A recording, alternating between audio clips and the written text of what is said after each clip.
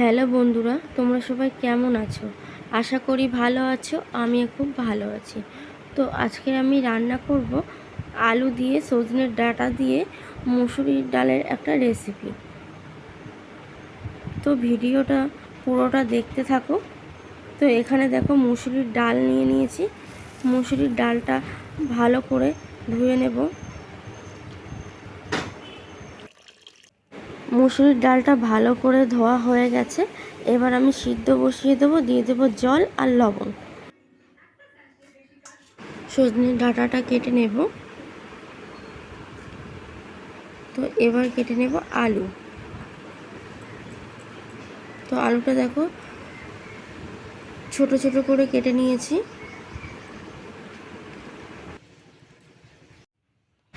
তো এখানে দেখো সজনের ডাঁটাগুলো আমি এভাবে কেটে নিয়েছি আর আলুগুলো কেটে নিয়েছি আর নিয়ে নিয়েছি পেঁয়াজ, টমেটো, আদা, রসুন, জিরে বাটা। আর এদিকে দেখো ডালটাও খুব ভালো করে সিদ্ধ করে নিয়েছি। কড়াই গরম হয়ে গেলে দিয়ে দেব তেল, দিয়ে দেবো সাদা জিরে আর শুকনো লঙ্কা ফোড়ন। দেওয়ার পরে দিয়ে দেবো আলু, দিয়ে দেবো সজনে ডাঁটা আর দিয়ে দেবো লবণ। দেওয়ার পরে একটু নাড়াচাড়া করে নেব।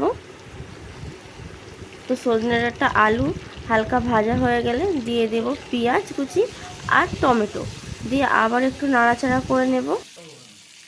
দিয়ে দেব আদা, জিরে, রসুন বাটা, দিয়ে দেব হলুদ গুঁড়ো, দিয়ে মশলাটা ভালো করে কষিয়ে নেব। তো মশলাটা কষানো হয়ে গেলে দিয়ে দেব চিনি। চিনিটা দেওয়ার পরে আবার একটু নাড়াচাড়া করে নেব। এবার দিয়ে দেব জল। জলটা দিয়ে একটু কষিয়ে নেব।